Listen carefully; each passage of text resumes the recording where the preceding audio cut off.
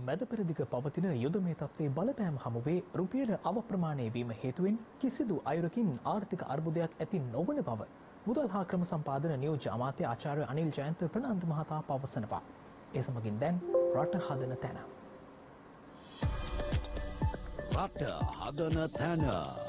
අපි පිළිගන්නවා මේක විදේශ විනිමය අනුපාතයේ යම් ප්‍රමාණයකට ඉහළට යමින් තියෙනවා. න්‍යායක් වගේ කියන්න උත්සාහ කරා 370ට ආවට පස්සේ 2022 ගෝඨාභය රාජපක්ෂ මහත්මයාගේ ආණ්ඩුව කාලේ 370 තිබුණේ ඔන්න ආර්ථිකයේ බිඳ වැටෙනවා. ආණ්ඩුව ගෙදර යන ලෑස්ති වෙන ආණ්ඩුව බාර ගන්නවා වගේ අදහසක්. අපිට පෙන්눔 කරන්න උත්සාහ කරනවා ආර්ථික අර්බුදයක් එනවාද කියලා. නෑ. අපේ ආර්ථිකය ස්ථාවරව තියෙනවා. ඒ වගේම විදේශ විනිමය අනුපාතයේ බාහිර හේතුවක් නිසා අවප්‍රමාණ වීම ආර්ථික වර්ධනයට ආර්ථිකය කඩා වැටීමට බලපාන්නේ නෑ. ඒ නිසා කිසිදු ආකාරයකින් මේ ආර්ථික අර්බුදයකට ගමන් කරන්නේ නැහැ. මේ මොහොතේදී අපි යම් තීන්දුවක් ගත්තා පුද්ගලික වාහන ආනයනය කිරීම පොඩ්ඩක් කල් දමා ගන්න කියලා. මේක ඇතුලේ වැරදි චිත්‍රයක් මවන්න හැදුවා. මැයි 15 වෙනිදා වාහන 1782යි. 18 වෙනිදා ඒ කියන්නේ බදු වැඩි වුණාම 9429ක් වාහන ගෙනල්ලා තියෙනවා. කිසිදු ආකාරයක මේ තොරතුරු එළියට ගිහිල්ලා මේ ගැටලුවක් නිර්මාණය වෙලා නැහැ. කවුරු හරි කෙනෙක් චෝදනාවක් කරනවා නම් 4000ක් ආනයනය කරයි කියලා. ඒ කරුණ ඉදිරිපත් කරන්න. මැයි 15 වාහන 1782කට LC ඕපන් කරලා තියෙනවා. ඒ එක දවසකට 1782 කොහොමද ජනාධිපතිතුමා මේ 16 වෙනිදා මේ සිරසුරාදාට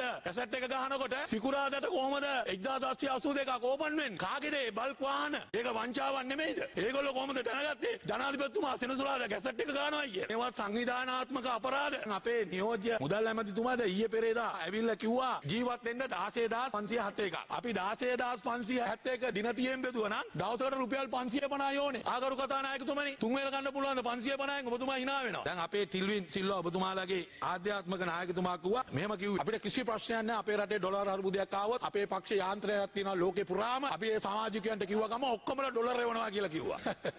කොහොමද යාන්ත්‍රය මඩ කල කාලාද? අපි හැමෝම